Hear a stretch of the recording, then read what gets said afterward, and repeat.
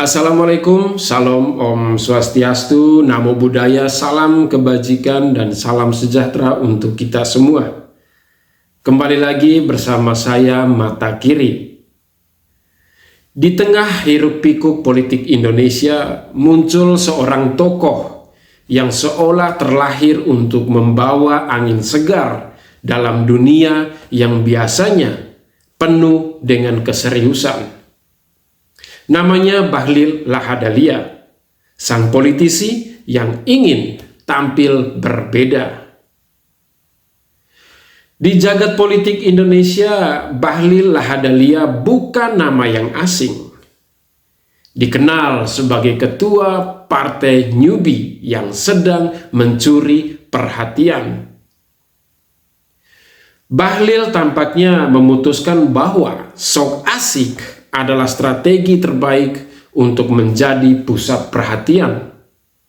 Dalam dunia politik yang biasanya kaku dan penuh intrik, Bahlil hadir sebagai juru campur aduk humor dan keunikan, seperti bumbu instan yang tiba-tiba menghiasi masakan ibu-ibu di hari raya.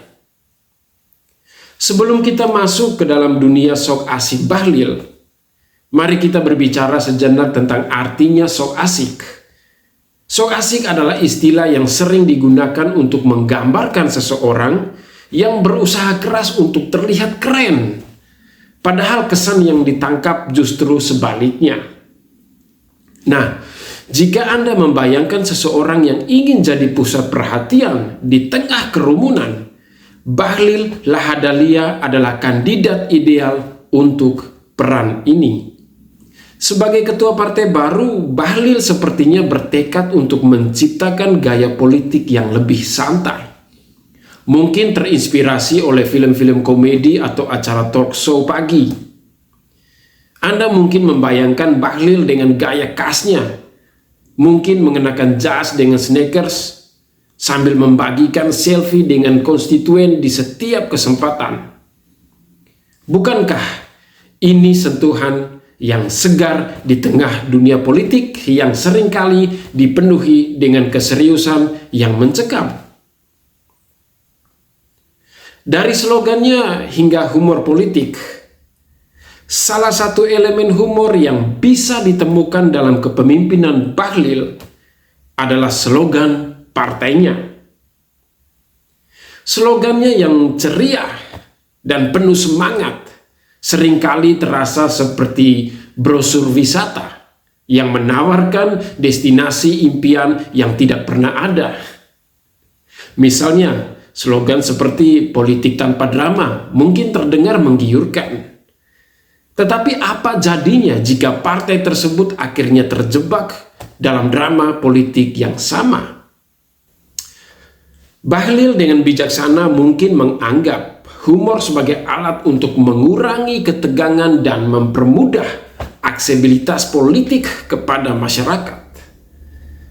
Setiap pidatonya tampaknya dirancang untuk menjadi materi stand-up komedi yang memukau.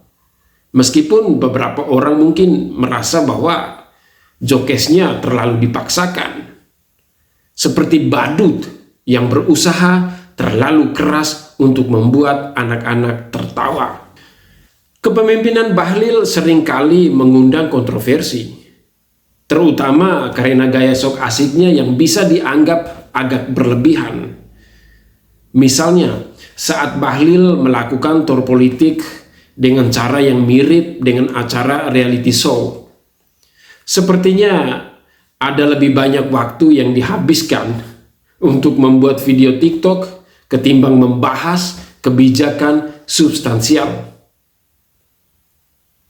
Kritikus politik mungkin berpendapat bahwa pendekatan Bahlil hanya mengalihkan perhatian dari isu-isu penting. Mereka mungkin menganggap bahwa so asik ini hanyalah strategi untuk menutupi kekurangan dalam kebijakan dan pengalaman. Namun, bagi pengikut setia Bahlil, gaya unik ini bisa jadi daya tarik tersendiri. Semacam cemilan renyah di tengah hidangan berat yang monoton. Tidak lengkap rasanya jika kita membahas bagaimana Bahlil memanfaatkan media sosial untuk meningkatkan popularitasnya.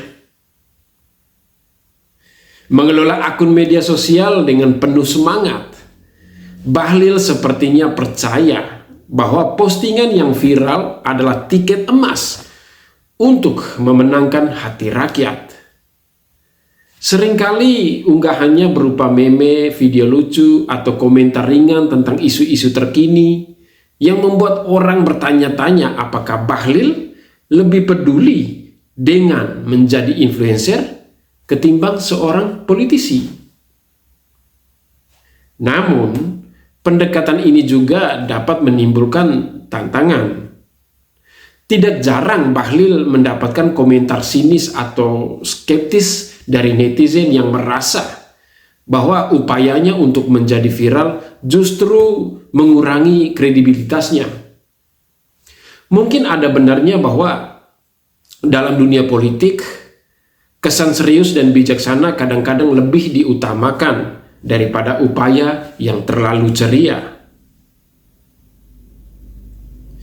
Secara keseluruhan, Bahlil Lahadalia sebagai ketua partai Nyubi yang so asik menawarkan campuran unik dari humor dan kepemimpinan politik.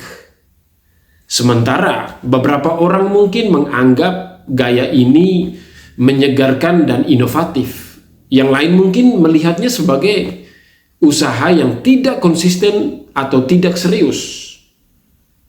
Meskipun demikian, tidak dapat dipungkiri bahwa kehadiran Bahlil menambahkan warna pada landscape politik yang seringkali monoton dan membosankan. Sebagai ketua partai baru yang mencoba untuk menonjol di tengah hiruk-pikuk politik Indonesia, Bahlil jelas memahami bahwa ada banyak cara untuk menarik perhatian publik. Dan meskipun strategi sok asiknya mungkin tidak diterima oleh semua orang, tidak bisa dipungkiri bahwa ia berhasil menciptakan sebuah pesona yang memikat dan menghibur.